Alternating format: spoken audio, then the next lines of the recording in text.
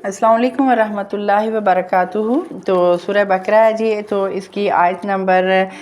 जो आयत आज हम इंशाल्लाह पढ़ेंगे तो वो हैं 168 से लेकर 176 तक। इन आयत में जो मौजू बयान हुए हैं पहले वो देख लेते हैं। तो सबसे पहले हलाल और पाक साफ़ चीज़ों को अल्लाह ताला ने खाने का हुक्म दिया और शैतान की पैरवी करने से मना फरमाया है।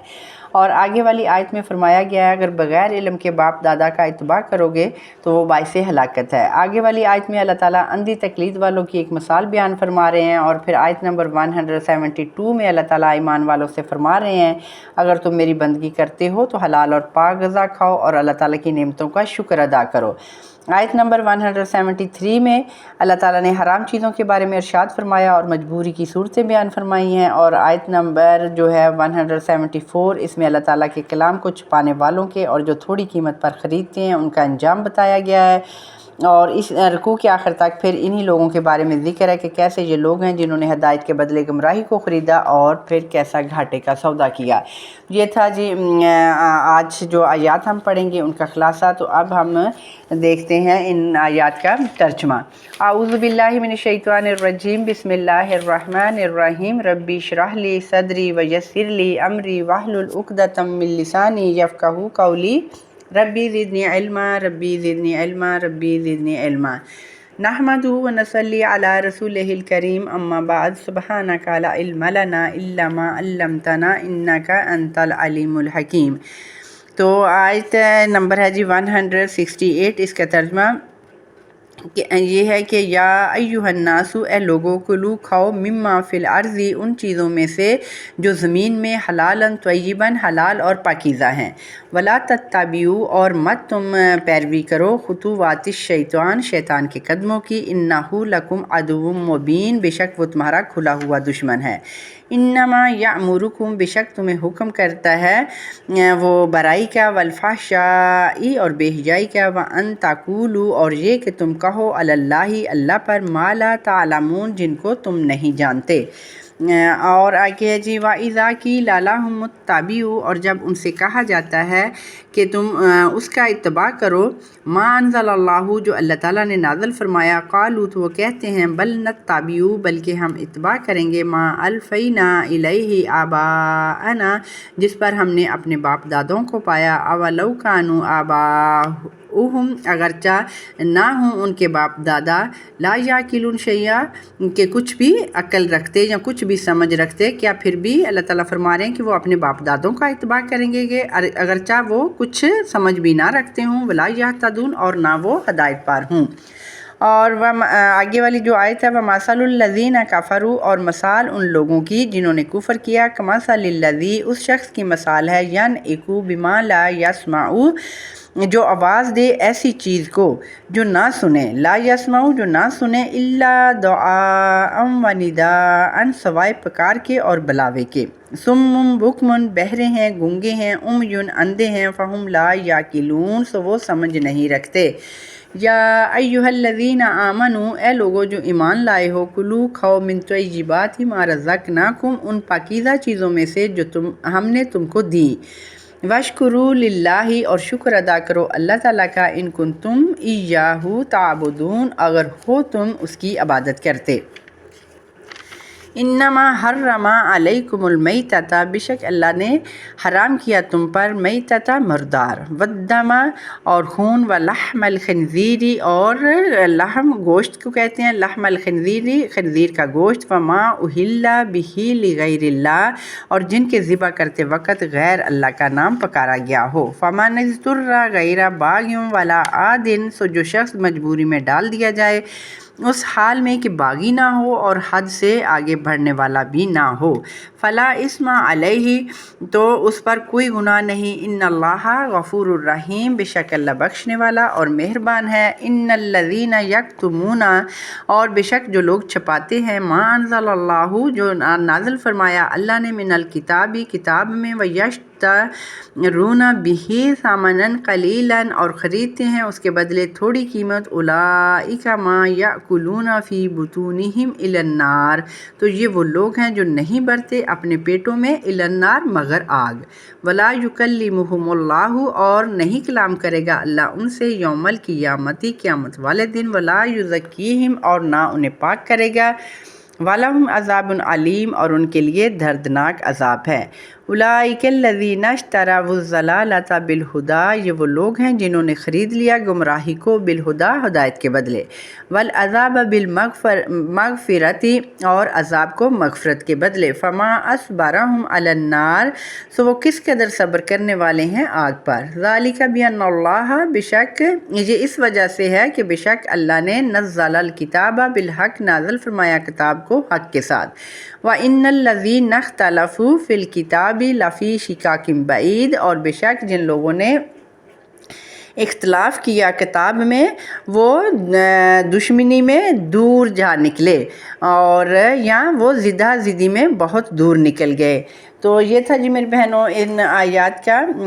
ترجمہ، اور اب ہم دیکھتے ہیں ان کی مختصر سی تشریح۔ اب سب سے پہلے جو آیت نمبر 168 اور 169 ہے، اس میں اللہ تعالیٰ نے تمام بنی نوع انسان کو مخاطب کر کے حلال حرام کے فرق کو بیان فرمایا ہے، اور کھانے پینے کی چیزوں میں میری بہنوں دو شرطیں ضروری قرار دی ہیں، ایک حلال اور دوسری طیب۔ تو اس سے معلوم ہوا کہ ہم جو بھی غذا کھائیں پہلے تو وہ حلال ہو اور دوسری پاک بھی ہو، یعنی صاف ستھری ہو، گلی سڑی نہ ہو۔ تو میری بہنوں حلال پھر وہی چیز ہوگی جس کو اللہ تعالیٰ نے حلال قرار دیا ہے۔ انسان اپنی مرضی سے چیزوں کو حلال یا حرام نہیں کر سکتا، کیونکہ انسان نے اپنی مرضی سے بہت ساری چیزوں کو حلال چیزوں کو حرام اور حرام کو حلال قرار دے رکھا ہے، اور ساتھ ہی اللہ تعالیٰ فرما رہے ہیں کہ شیطان کے قدموں پر نہ چلنا کیونکہ وہ تمہارا کھلا ہوا دشمن ہے۔ اللہ اکبر کبیرہ، کیسی محبت اللہ تعالیٰ کی اپنے بندوں کے ساتھ۔ قرآن پاک میں اللہ تعالیٰ بار بار انسان کو خبردار کر رہا ہے کھلے ہوئے دشمن سے کہ اس سے بچ جاؤ، یہ تمہیں برائی اور بے حیائی کا حکم ہی کرے گا۔ تو میری بہنوں بیٹیوں، اگر ہم اپنے معاشرے میں دیکھیں تو ہمیں معلوم ہوگا کہ کیسے شیطان نے اکثر مسلمانوں کو اپنے پیچھے لگایا ہوا ہے اور ہمیں دنیا کی رنگینیوں میں لگا کر اتنا مصروف کیا ہوا ہے کہ ہمارے پاس وقت بھی نہیں ہوتا کہ ہم قرآن کو پڑھ سکیں۔ اگر ہم پڑھ لیں تو پھر ہم اسے سمجھتے نہیں ہیں۔ تو میری بہنوں، جب تک ہم قرآن کو سمجھیں گے نہیں تو ہمیں کیسے معلوم ہوگا کہ حرام کیا ہے اور حلال کیا ہے۔ تو آج بہت ساری، جیسے اگر ہم دیکھتے ہیں اپنے معاشرے میں آگے پیچھے اپنے خاندان میں، اکثر ہم دیکھتے ہیں کہ بہت ساری رسمیں لوگوں میں ایسی ہیں جن کو وہ عملی طور پر بھی اور عقیدتاً بھی ان کا یہی عقیدہ ہوتا ہے کہ حلال چیزوں کو انہوں نے حرام سمجھ رکھا ہوتا ہے، استغفر اللہ۔ اور جیسے اگر مہینوں کو دیکھا جائے تو کچھ مہینے ہم نے مخصوص کیے ہوئے ہیں کہ جی اس میں شادیاں نہیں کرتے، اور حالانکہ شریعت میں تو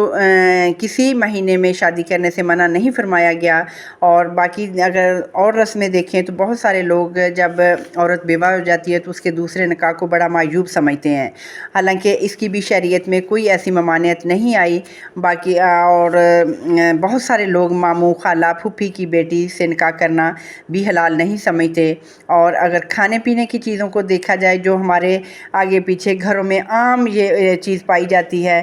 کہ جو چیز نہیں پسند ہوتی تو اس کے بارے میں ہمارا رویہ ایسا ہوتا ہے خدا نخواستہ کہ جیسے وہ حرام ہے، کہ جی ہم تو یہ چیز کھاتے ہی نہیں ہیں، ہم نے تو کبھی چکھی ہی نہیں ہے، تو استغفر اللہ، ہم اس سے سلوک حرام والا کر رہے ہوتے ہیں۔ تو اس طرح کی بہت ساری خرافات ہیں جو بغیر کسی دلیل کے ہم نے اپنی مرضی سے گھڑ لی ہیں، حالانکہ میرے بہنوں اللہ تعالیٰ سورہ مائدہ میں فرماتا ہے، اے ایمان والو، اللہ تعالیٰ نے جو چیزیں تمہارے واسطے حلال کی ہیں ان کو حرام مت کرو اور حدود سے آگے مت نکلو، بلا شبہ اللہ تعالیٰ حد سے نکلنے والوں سے محبت نہیں فرماتے۔ تو میری بہنوں، جس طرح حلال کو حرام کر لینا منع ہے اسی طرح حرام کو حلال کر لینا منع ہے۔ حلال و حرام مقرر فرمانے کا اختیار صرف اللہ ہی کو ہے۔ سورہ نحل میں اللہ تعالیٰ فرماتا ہے، اور جن چیزوں کے بارے میں محض تمہارا زبانی جھوٹا دعویٰ ہے ان کی نسبت یوں مت کہو کہ فلاں چیز حلال ہے اور فلاں چیز حرام ہے، جس کا حاصل یہ ہوگا کہ اللہ پر جھوٹی تہمت لگاؤ گے۔ تو میری بہنوں، یہاں میں یہ وضاحت کرتی چلوں حدیث کے حوالے سے کہ علم حاصل کرنا ہر مسلمان مرد اور عورت پر فرض ہے۔ تو علماء اکرام فرماتے ہیں کہ اتنا علم تو جاننا ہر مسلمان مرد عورت کے لیے لازمی ہے کہ حلال و حرام کا معلوم ہو اور پاکی اور ناپاکی کا ہمیں معلوم ہو، کیونکہ ہمیں اکثر جو ہمیں ان چیزوں کے بارے میں جو بہت ضروری چیزیں ہیں پاک اور ناپاک ہونے کا، حلال حرام کا ہی ہمیں نہیں پتہ ہوتا، تو آگے پھر ہم کیا اپنے معاملات کو درست رکھ سکتے ہیں جب تک ہم اتنا علم حاصل نہ کر لیں۔ تو اس لیے میں آپ لوگوں سے ریکویسٹ کرتی ہوں کہ پلیز ضرور قرآن کو سمجھیں، قرآن کے ساتھ جڑیں اور اتنا علم ضرور سیکھیں جس سے ہمیں حلال حرام کا پتہ چلے اور پاک ناپاک کا پتہ چلے۔ آگے جی ہے آیت نمبر 170، اس میں اللہ تعالیٰ باپ داداؤں کے پیچھے اندھوں کی طرح چلنے والوں کے بارے میں فرما رہے ہیں کہ جب ان سے کہا جاتا ہے کہ اللہ کے دین اور اس کی شریعت کے مطابق چلو، اور پھر توحید کی اللہ تعالیٰ نے قرآن پاک میں دلیلیں بھی خوب واضح کر کے بتا دی ہیں اور شرک اور کفر کی مذمت بھی واضح کر دی ہے، تو تب بھی میری بہنوں وہ کسی قیمت پر باپ داداؤں کا دین چھوڑنے کے لیے تیار نہیں ہوتے۔ اور جیسے آج کل ہم دیکھتے ہیں کہ اکثر یہ سننے میں آتا ہے کہ جی اب کیا کریں، مجبور ہیں، خاندان والوں کا سامنا بھی کرنا ہے، اگر غمی خوشی کے موقع پر خاندانی رسمیں نہ کی تو خاندان والے کیا کہیں گے، ناک کٹ جائے گی۔ استغفر اللہ میری بہنوں، حالانکہ ناک کا مقصد یہ بالکل ہرگز نہیں ہے، ناک کا مقصد اللہ تعالیٰ نے اور رکھا ہے، ہم نے صرف اس لیے بنا لیا ہے کہ جی جو الٹی سیدھی رسمیں ہیں جن کا شریعت سے کوئی تعلق نہیں ہے، اگر وہ نہ کریں گے تو ناک کٹ جائے گا، ایسی کوئی بات نہیں ہے۔ جیسے آپ دیکھیں مائیوں مہندی، ڈھول کی سالگرہ اور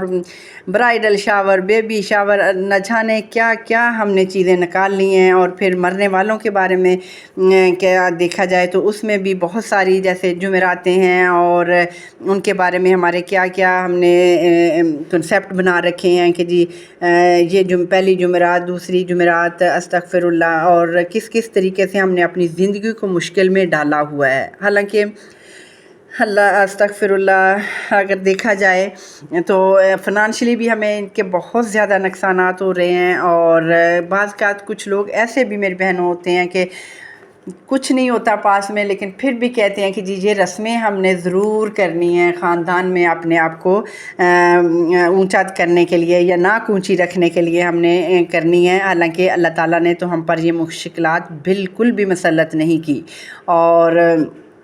اگر رسمیں نہ کریں گے تو اس سے کچھ فرق نہیں پڑے گا۔ خدا کے لیے ان رسموں سے باہر آئیں، حق اور باطل کی پہچان کریں، دین کو سیکھیں۔ اگر ہمارے بڑے لا علم تھے تو کیا ہم نے بھی اسی گھڑے میں گرنا ہے؟ تو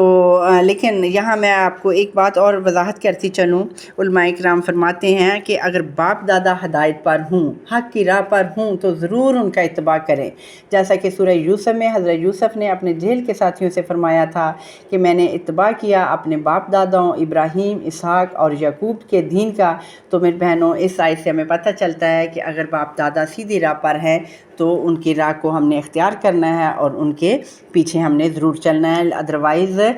باپ دادوں کا اتباع کرنا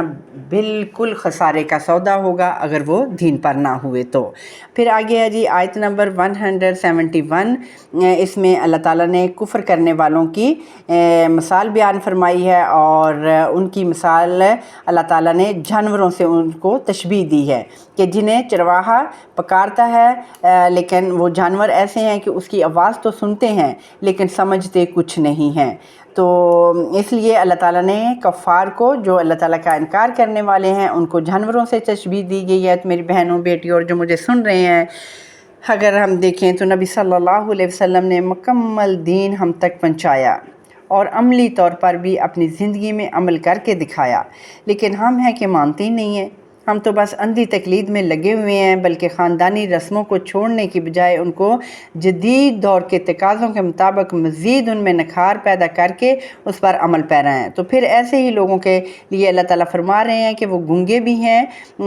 کہ وہ بہرے ہیں کہ حق کی آواز ان کے کانوں میں داخل ہو کر اثر نہیں کرتی، وہ سنی بات کو انسنی کر دیتے ہیں، اور گنگے بھی ہیں کہ حق کو سنتے ہیں، سمجھتے ہیں لیکن زبان سے اس کا اقرار نہیں کرتے، اور دوسروں تک حق کا پیغام نہیں پہنچاتے، اور اندھے بھی ہیں، راہ حق کو دیکھتے نہیں، آنکھیں ہونے کے باوجود انہیں کچھ نظر نہیں آتا، اس لیے ایسے لوگوں کو جانوروں سے اللہ تعالیٰ نے تشبیہ دی ہے۔ تو آگے ہے جی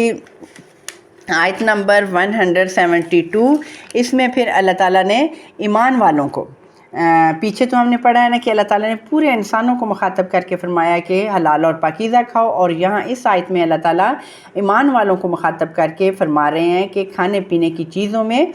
पाकीज़ा जो चीज़ें हैं वो खाओ। तो अगर हम देखें पिछली आयत को तो उसमें हलाल और यहाँ और पाकीज़ा भी था, यहाँ पाकीज़ा चीज़ों को ख़ुसूसन ईमान वालों के साथ फिर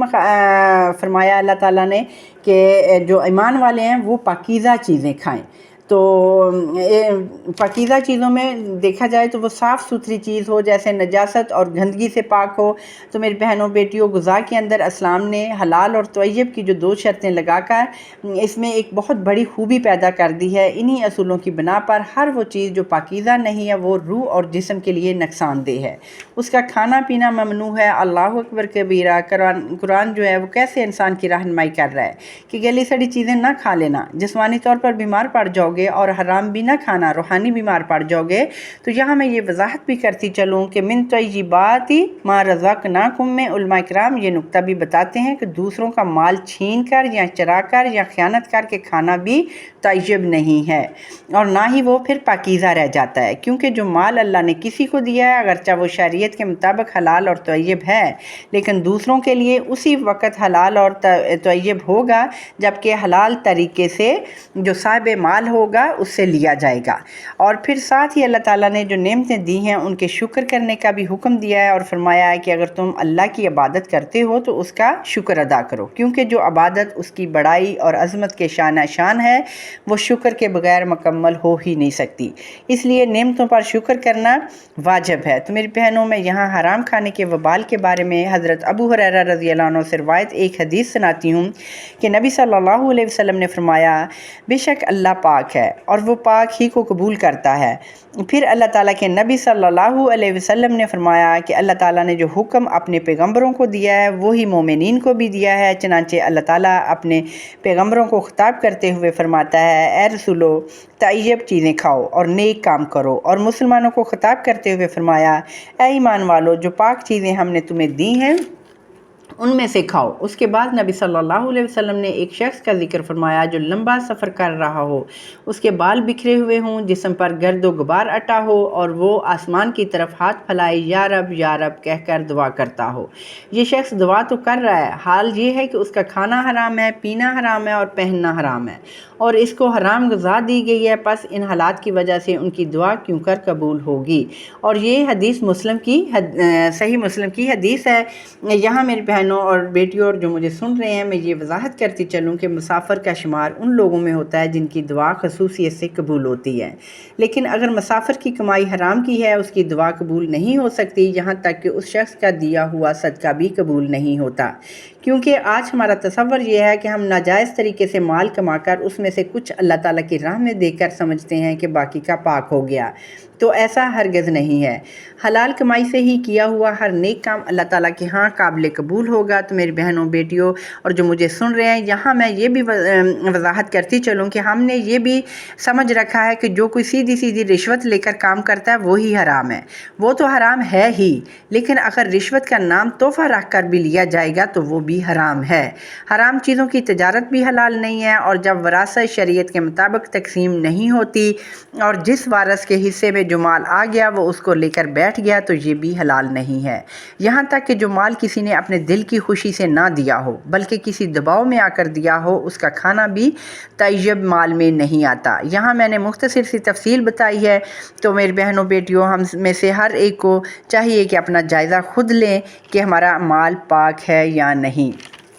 आगे है जी आयत नंबर 173। इसमें मैतता का जो लफ्ज़ आया है इससे मुराद मुर्दार जानवर हैं। ऐसा जानवर जो आज ख़ुद मर जाए या उसे हलाक किया गया हो लेकिन शरीयत के मुताबिक ज़िबा ना किया गया हो। इसी तरह अगर ज़िंदा जानवर के जिस्म का कोई हिस्सा काट लिया जाए तो वो भी मर्दार में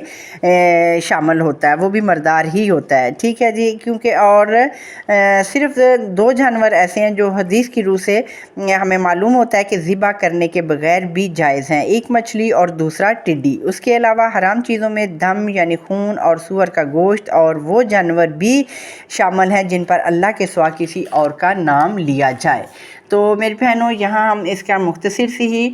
اس پہ بات میں نے کی ہے حلال اور حرام کی. پھر انشاءاللہ آگے سورہ مائدہ میں اس کی تفصیل مزید ڈیٹیل اس کی آ رہی ہے تو وہاں پہ اس کی تفصیل بھی کریں گے. تو اسی آیت میں آگے اللہ تعالیٰ نے جو فَمَنِ اسْتُرَّ غَيْرَ بَاغٍ وَلَا عَادٍ تو اس پر کوئی گناہ نہیں ہے. اس کا مطلب یہ ہے کہ ایسا شخص جو بھوک سے نہ ڈھالو اور اس کی جان جانے کا خطرہ ہو اور اس کے پاس حلال چیز بھی نہ ہو تو اسے حرام چیز کھانے کی اجازت ہے مگر اتنی سی کھائے جس سے اس کی جان بچ جائے. باغن اور عادن جو لفظ آیا ہے اس کا مطلب یہی ہے کہ بغاوت کرنے والا بھی نہ ہو اور نہ آگے بڑھنے والا ہو حد سے کہ اب اجازت ملی ہے تو خوب پیٹ بھر کر کھا لیا جائے. نہیں، اس حالت میں بھی اللہ تعالیٰ کا فرما بردار رہے. جو حرام ہے وہ حرام ہی ہے اور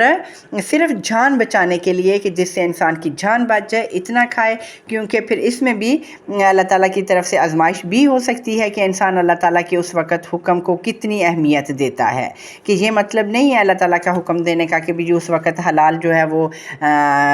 حرام جو ہے وہ حلال ہو گیا اور اب آپ پیٹ بھر کر کھا سکتے ہو. حرام تو حرام ہی ہے لیکن صرف جان بچانے کی خاطر. تو اس سے ہمیں یہ بھی معلوم ہوتا ہے کہ دیکھیں انسانی جان کتنی قیمتی ہے کہ جان بچانے کے لیے اللہ تعالیٰ نے حرام کھانے کی بھی اجازت دے دی. اس لیے انسان پر لازمی ہے کہ وہ اپنی جان کی حفاظت کرے، خواہ مخواہ اپنے آپ کو مشکلات میں نہ ڈالے. اور آیت نمبر 174 میں اللہ تعالیٰ کی نازل کردہ کتاب کو چھپانے اور اس میں تبدیلی کرنے اور اس کی غلط تفسیر بتانے اور پھر اس پر معاوضہ لینے کا ذریعہ بنانے والوں کی مذمت کی گئی ہے. تو میری بہنوں، بیٹیوں اور جو مجھے سن رہے ہیں، قرآن نے نہایت وضاحت کے ساتھ ان تمام چیزوں پر روشنی ڈال دی جو انسان کے لیے حلال ہیں اور ان چیزوں کی بھی وضاحت کر دی جو نوح انسانی کے لیے حرام ہیں. یہ تمام قوانین اس لیے نازل کیے گئے کہ لوگ ان سے رہنمائی حاصل کریں اور اللہ کے مقرر کیے گئے حکموں کے مطابق عمل کریں. اور ہر شخص تک سچے اور اٹل حکموں کو پہنچانے کی کوشش بھی کرنی چاہیے تاکہ لوگ اپنی زندگیوں کو سنوار سکیں. اور جو لوگ اصل حکم کو الٹ پھیر کر کے لوگوں کی مرضی کے مطابق کچھ معاوضہ لے کر بات کو یا حکم کو، اللہ تعالیٰ کے جو حکم ہے وہ بتاتے ہیں، تو وہ خود بھی راہ راست سے ہٹے ہوئے ہیں اور دوسروں کو بھی گمراہ کرتے ہیں. یہ آیت یہود کے علماء کے بارے میں نازل ہوئی تھی، لیکن آج ہمیں بھی اپنا جائزہ لینا ہے کیونکہ قرآن پاک قیامت تک کے لوگوں کے لیے ہے.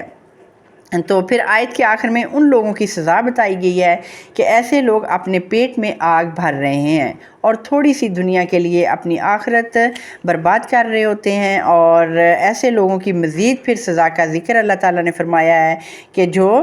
کتاب کا علم دے رہے ہوتے ہیں، یعنی علماء اکرام. ان پر یہاں میری بہنوں علماء اکرام کا مقام اللہ تعالیٰ کے ہاں بہت بلند ہے، تو ان پر اتنی بڑی ذمہ داری بھی عائد ہوتی ہے. خدا نخواستہ اگر کوئی غلط بات بتا دی تو اس کی سزا بھی بہت سخت ہے. اور اس آیت میں جس سزا کا ذکر ہے وہ یہ ہے کہ اللہ تعالیٰ قیامت والے دن ان سے کلام نہیں کرے گا. استغفر اللہ، کتنی بڑی سزا ہوگی انسان کے لیے. اور پھر اللہ تعالیٰ فرما رہے ہیں کہ انہیں پاک بھی نہ کیا جائے گا. تو میرے بہنوں یقیناً ناپاک انسان تو پھر جنت میں داخل نہیں ہو سکے گا. تو اس آیت سے ہمیں یہ معلوم ہوا کہ حق بات کو چھپانا، سچ کو ظاہر نہ کرنا، سچ باتوں کی غلط تفسیر کرنا اور اللہ تعالیٰ کے احکام کو غلط رنگ میں ظاہر کرنا کتنا بڑا جرم ہے. تو ایسے لوگوں کے لیے دردناک عذاب ہوگا، نہ صرف جسمانی بلکہ روحانی بھی.